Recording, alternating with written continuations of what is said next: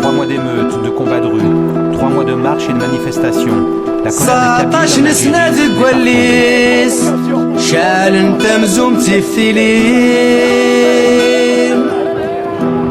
ce mouvement issu de la base qui se méfie des partis politiques,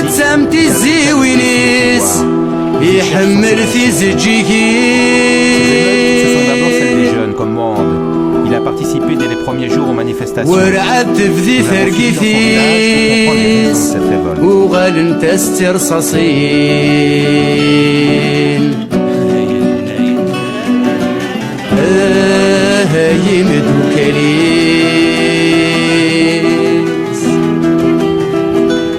À Vizar, le village de Mohand en Grande Kabylie, à une quarantaine de kilomètres de Tizi Ouzou. Les habitants d'Avizar et ceux d'une soixantaine de villages alentours appartiennent à l'Arche, ce sont les clashs de les revolvers qui ont pris la tête de la révolte kabyle.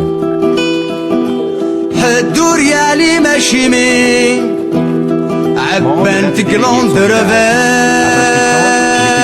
sportif, au chômage comme beaucoup de ses amis. Le village de Mohand compte une majorité de jeunes. Ils se sentent très fortement kabyles. Tous ont le sentiment que leur culture berbère est méprisée par le pouvoir. Les gendarmes assassinés est devenu leur boulot. C'est sous son portrait que les jeunes parlent de leur rage contre les gendarmes.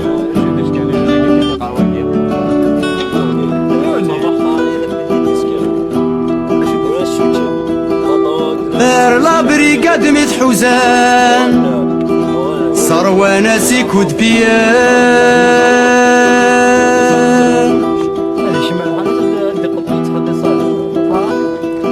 صارون جارس غيفر ذيان الميدي يتسري ثمان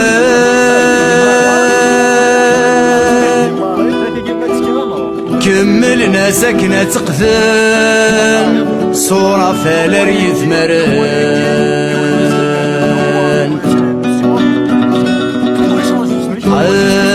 هاي مدوكالي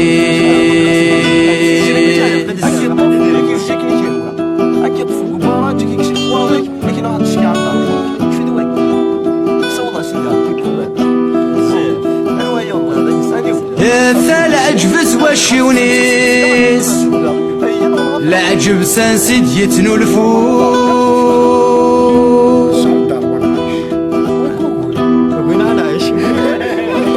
يناثي ديون المينيست من الفاغم كاران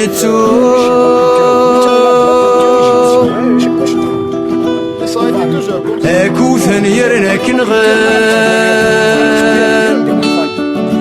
يرنك سمين ذا فوايو هاي مدوكاليس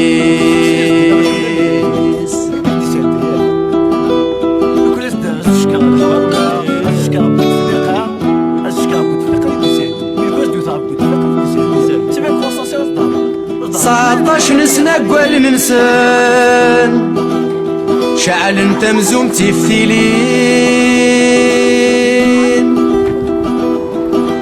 نوثنا بتزي ونسان حمل النكثي زجيكي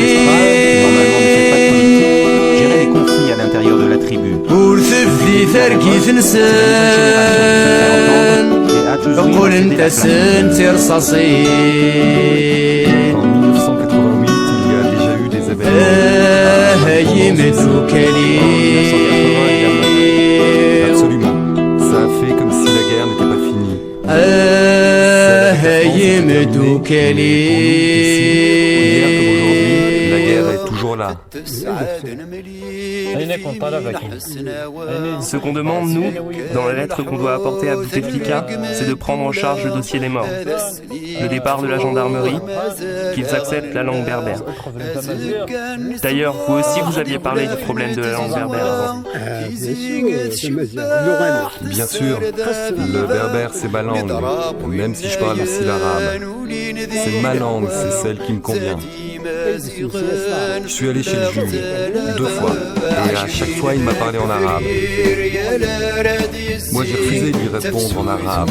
Je lui ai dit non, je te parle avec le berbère, avec ma langue. À quoi ça sert d'avoir combattu la France si on ne peut pas utiliser notre langue? Tu ne voudrais quand même pas que je te ramène un interprète. Je parle avec ma langue et je refuse la tienne. Je t'assure, c'est ça que j'ai dit au juge. On doit reconnaître notre langue comme langue officielle. Officiel, ouais. C'est ce qu'on demande, nous aussi.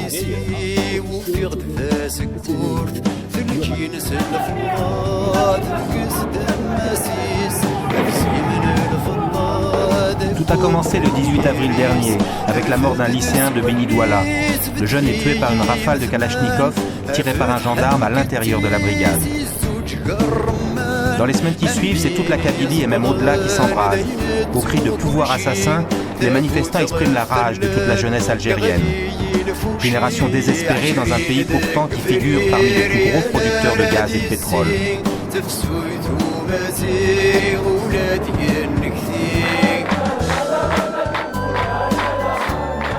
Mais c'est la manifestation monstre d'Alger le 14 juin qui va être le point culminant de la protestation.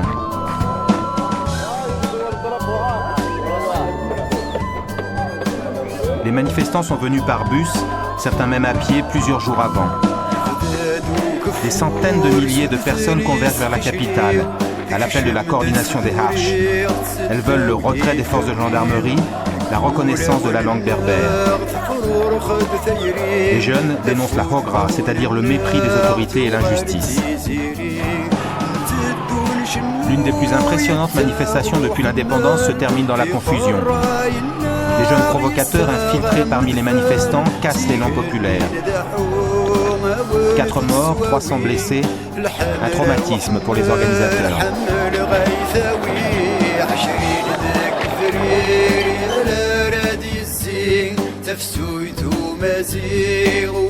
Mende et ses amis ont participé bien sûr à la manifestation d'Alger. Pour eux, c'était l'occasion de défendre leur langue, mais aussi de dénoncer ce mal de vivre dont ils souffrent. Les chômeurs se comptent par millions dans tout le pays. Plus de 30% de la population active au minimum ne trouve pas d'emploi. Le rêve, pour l'immense majorité des jeunes, c'est de décrocher un visa pour aller travailler en Europe. L'espoir, c'est fuir ce pays.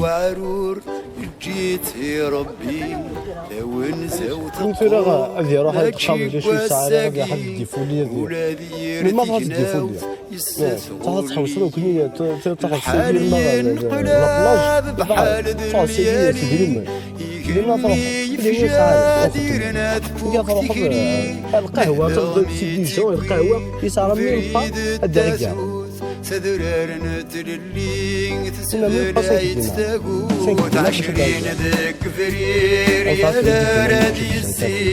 تفسويت ومزيغ ولادي النكثير عشرين ذاك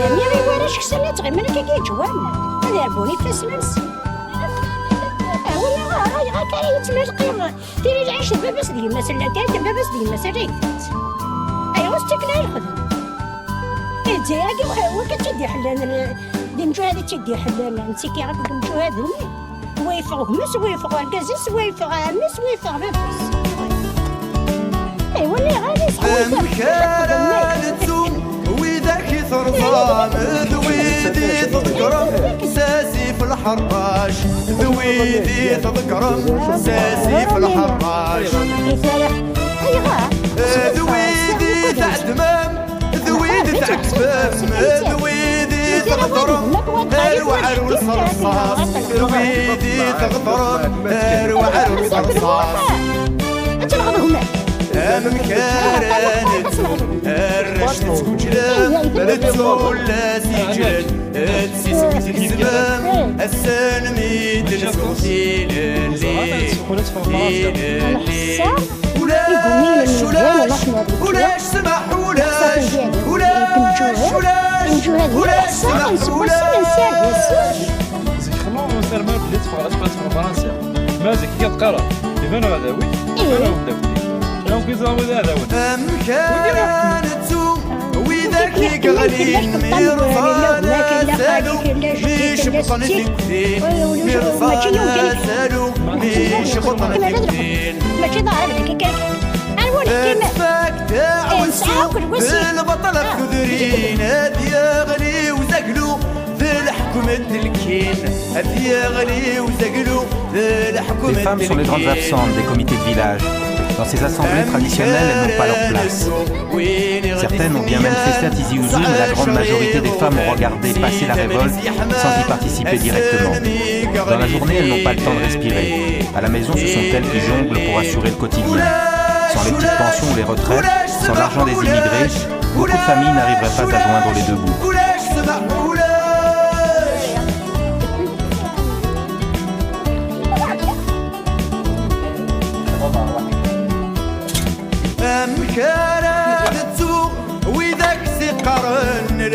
Moran vit toujours dans la maison familiale avec ses deux frères et ses deux sœurs. Son père est décédé. La famille vit modestement avec pour seul revenu la pension de la grand-mère et le salaire de femme de ménage de la mère de Moran. Fatima et Fatma, ses deux sœurs, ont l'impression de ne pas avoir d'avenir elles non plus. À 31 et 33 ans, elles ne sont toujours pas mariées. Une situation difficile à vivre en Kabylie. Le mélange de la religion et de la coutume, ça connaît très vite. Notre vie, c'est le travail. Le travail ne finit pas. J'ai fait un peu d'études, vous avez fait un stage de couture.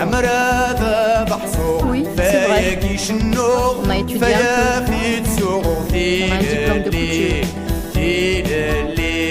Pour faire de la couture pour les autres, nous sommes très loin du village. Travailleurs à l'extérieur, nous n'avons rien trouvé. Du coup, nous sommes femmes au foyer.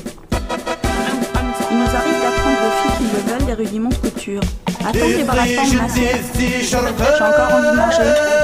En plus, on fait le ménage, on travaille dans le champ, on tisse avec notre mère, on s'occupe de cela. On fait lavage. Quand il y a des pannes de courant, on ramène l'eau du puits. Voilà, c'est ce qu'on fait. Pourquoi notre vie est dure? Parce que d'un côté, si une fille n'a pas son bac et qu'elle n'a pas fait d'études, on considère-la comme... Si elle a un diplôme universitaire, elle est comme les hommes, elle peut aller où elle veut. Si elle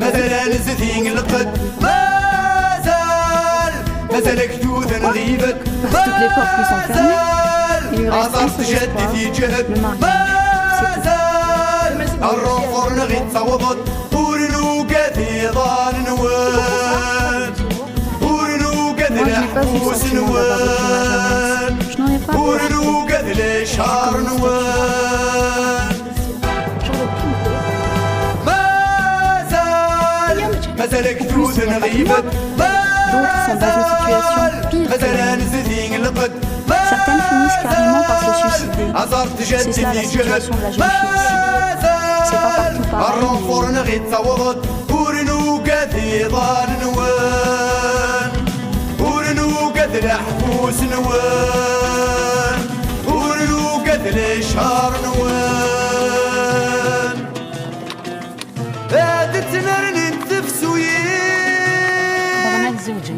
Ils sont en âge de se marier, mais il n'y a pas de logement.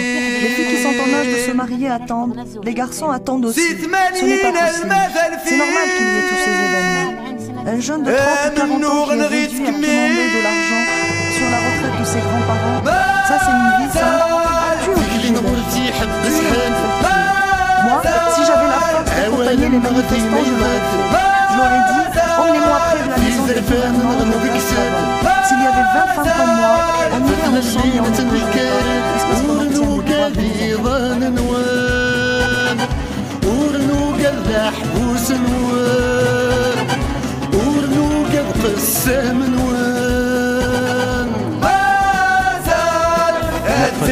juillet, opération Ville morte. Les 3 millions de Kabyles, c'est-à-dire un dixième de la population algérienne, protestent en silence.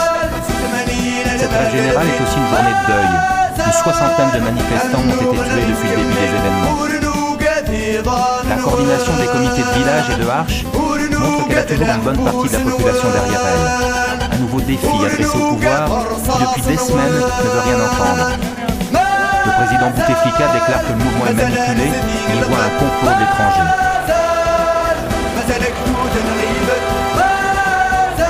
Les manifestants font respecter la grève générale et installent des barrages.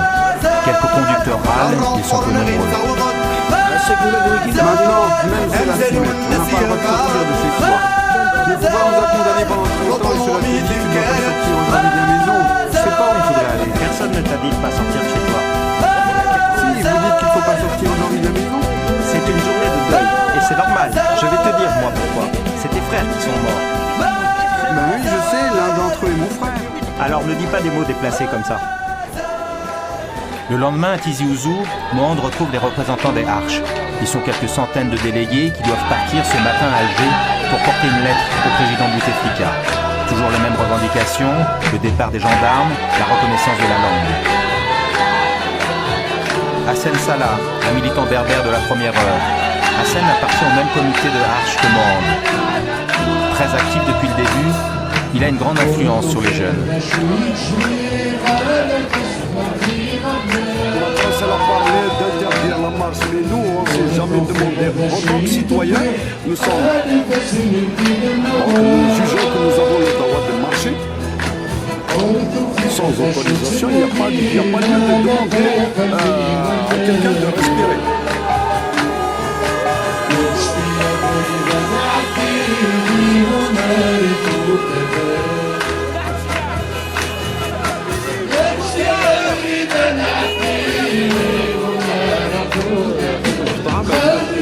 Oui, c'est vrai. Je suis jeune, mais le problème que j'ai en face de moi, c'est grand. D'ailleurs, il y a un frein. Il nous dit que c'est à nous,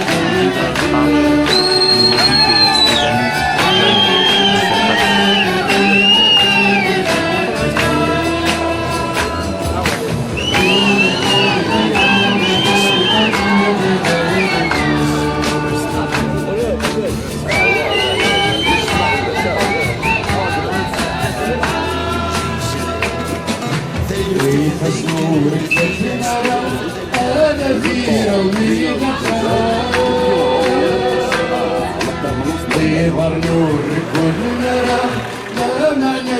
Au bout de quelques kilomètres entre Tizi Ouzou et Alger, les manifestants sont bloqués. Une délégation est partie en éclaireur.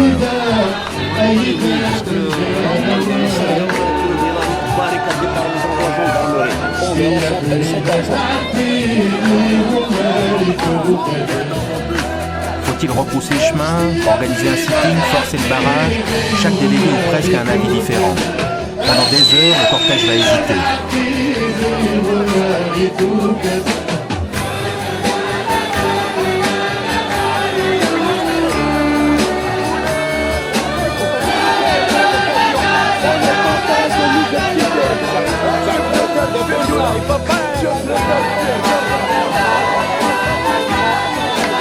Le mouvement qui refuse de désigner des dirigeants en son sein a du mal à prendre des décisions. À l'autre bout, la réponse du pouvoir est claire. Pas question de recevoir une délégation aussi importante. Le pouvoir affirme, au moins officiellement, qu'il cherche à rencontrer des interlocuteurs parmi les manifestants.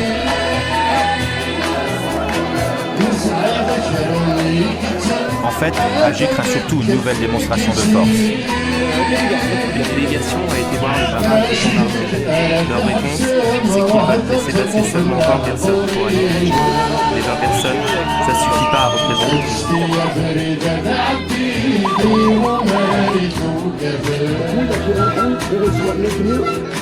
De toute façon, ceux qui ont vu les gendarmes, ils leur ont dit ou on passe tous, ou on passe pas.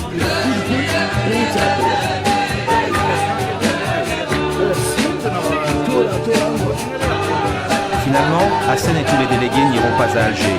Ils rebrousseront chemin après une journée de face à face avec les gendarmes.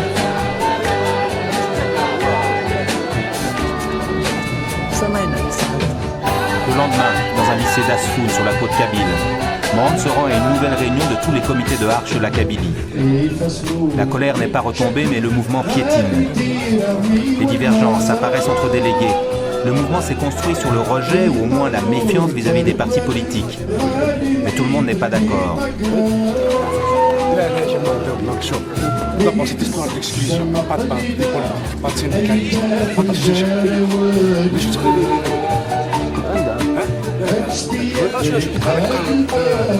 c'était juste les ont besoin de petite masse pour la libérer. Qu'est-ce que c'est que cette forme d'exclusion?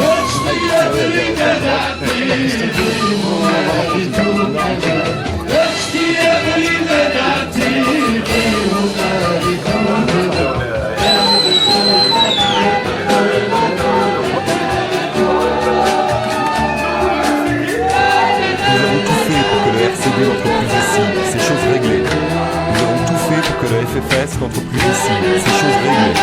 Ils sont devenus des micro-partis qui n'ont plus de base, juste des états-majors. Ensuite, ils ont squatté ce mouvement. Les deux principaux partis que critique l'orateur ne squattent pas le mouvement. En réalité, ces deux formations, avec leur vingtaine de députés, sont plutôt mal à l'aise. Le FFS, le parti d'Aït Ahmed, a été surpris par l'ampleur de la contestation. Le RCD, de Saïd Saadi, a dû démissionner en catastrophe du gouvernement pour ne pas se couper de sa base. Quant aux islamistes, ils n'ont pas vraiment d'audience en Kabylie. Mais ce jour-là, à Sfoun, l'attitude à avoir vis-à-vis des partis politiques reste un sujet de discorde. Les premiers jeunes qui ont été tirés, on ne leur a pas demandé leur carte d'identité de tel village ou leur carte de militant. Donc nous avons voulu inscrire une organisation rassembleuse qui transcende toutes les divisions. Parce que nous avons jugé qu'il y avait un pouvoir assassin et qu'il y avait une population en face. Et nous luttons à ce que cette organisation reste comme ça. Après, libre à chacun dans son parti d'aller, une fois qu'il sort de l'organisation, libre à chacun d'aller militer dans son parti, de faire des déclarations, de faire des activités dans son parti. Mais dès qu'il rentre dans l'organisation citoyenne, il doit laisser sa casquette. C'est une obligation. Chacun défend l'idée d'un mouvement horizontal. Personne ne veut voir émerger de leaders qui pourraient être arrêtés ou bien récupérés par le pouvoir. Mais le risque, c'est la division. Tout le monde suspecte tout le monde. Crimo, un chef de comité de village, reproche par exemple à Hassen d'avoir eu des contacts avec la présidence le jour de la grande marche d'Alger. Tu veux que je te raconte l'histoire réellement, comment ça s'est passé? Elle a dit que je suis un représentant de Bouteflika. J'ai dit, si vous êtes un représentant de Bouteflika, vous l'appelez, vous lui dites d'enlever ses barricades. Nous sommes venus pour marcher pacifiquement. Elle a appelé le président, effectivement. Elle m'a collé le téléphone comme ça. Qu'est-ce que j'ai dit? Alors, monsieur le président, enlevez vos barricades. Il a demandé la négociation. J'ai dit non. Enlevez vos barricades. Je n'ai rien à dire à un émissaire de Bouteflika. Même si je ne sais pas. Je ne lui adresse pas la parole. Nous avons dit que tout contact avec les émissaires, avec le pouvoir, écoute. Je connais, j'ai marché. Quand tu as 4 500 000 de personnes, éviter une effusion de sang, parce que tu m'as pas laissé terminer. J'ai dit à Bouteflika, ou vous enlevez vos barricades, ou Alger sera en feu et sang et vous êtes le seul responsable. 3 mois après le début des événements, la Kabylie est en deuil. Le pouvoir compte sur l'essoufflement du mouvement et sur ses divisions. Hassen, qui prépare déjà de nouvelles manifestations prévues à Alger, sait que l'avenir est semé d'embûches. Mais il sait aussi que cette colère a réveillé l'Algérie après 10 années de terrorisme. Quand ils ont vu cette formidable mobilisation de la société, évidemment tout le monde a été surpris. Et les partis politiques, ils n'arrivent pas à maîtriser ça. Et l'État, il faut récupérer ça. Qu'est-ce que c'est que cette histoire de Haroche qui est tombée du ciel? Une nébuleuse qui n'a pas de tête. Il y a eu des tentatives de récupération et tout. Mais je crois que ça, maintenant, comme je dirais, je ferai un rappel de feu Mahfoud qui disait que celui qui est en train de me récupérer, je lui exploserai entre les mains. Celui qui est en train de récupérer les Haroches, il va lui exploser entre les mains.